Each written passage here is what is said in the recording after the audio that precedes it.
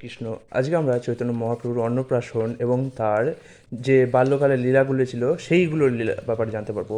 অপূর্ব অপূর্ব সব লীলা। আগের দিন আমরা আবির্ভাবের উদ্দেশ্য অলরেডি পড়ে ফেলেছি। 6 মাস বয়সে মহাপ্রভুর অন্নপ্রাশনের সময় মহাপ্রভু তার ভবিষ্যৎ কার্যকলাপ সম্বন্ধে ইঙ্গিত দিয়েছিলেন।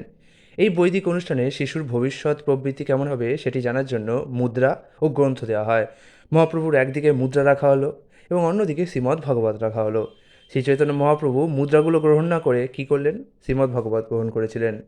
একটি ছোট শিশুরূপে তিনি যখন উঠানে হামাগুড়ি দিতে শুরু করলেন তখন একদিন একটি সাপ এখানে উপস্থিত হলো। মহাপ্রভু সেই সাপটির সঙ্গে খেলা করতে লাগলেন। পরিবারের সকলে সেই দৃশ্য দেখে তো ভয়ে মুহ্যমান হয়ে পড়লেন। কিন্তু কিছুক্ষণ পরে সাপটি চলে গেল এবং সচীমাতা শিশুটিকে কোলে তুলে নিয়ে তার উপর স্নেহ বর্ষণ করতে লাগলেন। একবার একটি চোর তার গায়ের গয়নাগুলি চুরি করার জন্য তাকে চুরি করে নিয়ে যায়। কিন্তু ভগবান খুব মজা করে সেই হতভম্ব চোরের কাঁধে ঘুরে বেড়ালেন। সেই চোরটি তার গায়ের সমস্ত অলংকার খুলে নেওয়ার জন্য একটি নির্জন জায়গা খুঁজে বেড়াচ্ছিল। কিন্তু ভগবানের মায়ার প্রভাবে সে সেই ঘুরতে ঘুরতে জগন্নাথ মিশ্রের বাড়ির সামনেই উপস্থিত হলো এবং ধরা পড়ার ভয়ে শিশুটিকে রেখে পালিয়ে গেল।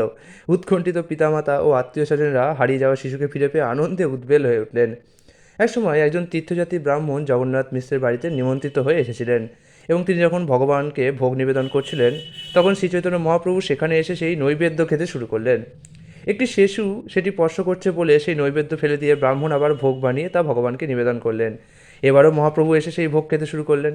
এইভাবে 3বার একই ঘটনা ঘটার পর শিশুটিকে ঘরের ভিতর বিছানায় নিয়ে গিয়ে শুইয়ে দেওয়া হলো।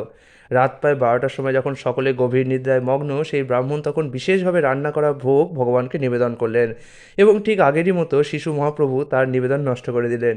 ব্রাহ্মণ তখন কাঁদতে শুরু করলেন, কিন্তু যেহেতু সকলে গভীর নিদ্রায় মগ্ন ছিল তাই কেউ সেই কান্না শুনতে পেল না। তখন শিশু মহাপ্রভু সেই সৌভাগ্যশালী ব্রাহ্মণের কাছে তার স্বরূপ প্রকাশ করলেন এবং ব্রাহ্মণটি দেখলেন যে সেই শিশুটি হচ্ছে ব্রজেন্দ্র নন্দন শ্রীকৃষ্ণ স্বয়ং। ব্রাহ্মণকে এই ঘটনাটি সম্বন্ধে কাউকে কিছু বলতে নিষেধ করে দিয়ে শিশু মহাপ্রভু তার মায়ের কোলে ফিরে গেলেন। তার শৈশবের এরকম অনেক সুন্দর ঘটনা আছে। একটি দুষ্টু শিশুরূপে তিনি গঙ্গায় স্নানরত গোরা ব্রাহ্মণদের সঙ্গে পরিহাস করতেন। ব্রাহ্মণেরা যখন তার পিতার কাছে এসে অভিযোগ করতেন যে নিমাই পাঠশালায় না গিয়ে গঙ্গায় তর্পণ করার সময় তাদের গায়ে জল ছিটাচ্ছে, তখন মহাপ্রভু হঠাৎ তার পিতার সামনে এমনভাবে আবির্ভূত হতেন যেন তিনি সবেমাত্র পাঠশালা থেকে ফিরলেন। গঙ্গার তীরে স্নানের ঘাটে তিনি প্রতিবেশী বালিকাদের সঙ্গেও পরিহাস করতেন।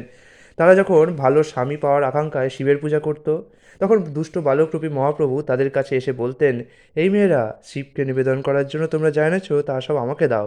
শিব হচ্ছে আমার ভক্ত আর পার্বতী হচ্ছে আমার দাসী। তোমরা যদি আমার পূজা করো তাহলে শিব আর অন্য দেবতারাও অত্যন্ত প্রীত হবে। তাদের কেউ কেউ মহাপ্রভুর এই প্রস্তাব মেনে নিতে পারত না, আর মহাপ্রভু তখন তাদের অভিশাপ দিতেন, আমাকে যদি নৈবেদ্য না দাও তাহলে তোমাদের বুড়ো স্বামী হবে আর 4টি সতীন থাকবে। ভয় পেয়ে বা আবার কখনো ভালোবেসে বালিকারা তাকে তখন তাদের নৈবেদ্য এনে দিত। আর তখন মহাপ্রভু তাদের আশীর্বাদ করতেন যে অতি সুপুরুষ যুবকের সঙ্গে তাদের বিবাহ হবে এবং তাদের বহু পুত্র সন্তান হবে। তার এই আশীর্বাদ লাভ করে বালিকারা অত্যন্ত আনন্দিত হতো, কিন্তু কখনো কখনো তারা তাদের মায়ের কাছে এই নিয়ে অভিযোগও করতো। আগামীকাল আমরা মহাপ্রভুর ছাত্র জীবনের ব্যাপারে জানবো। হরে কৃষ্ণ।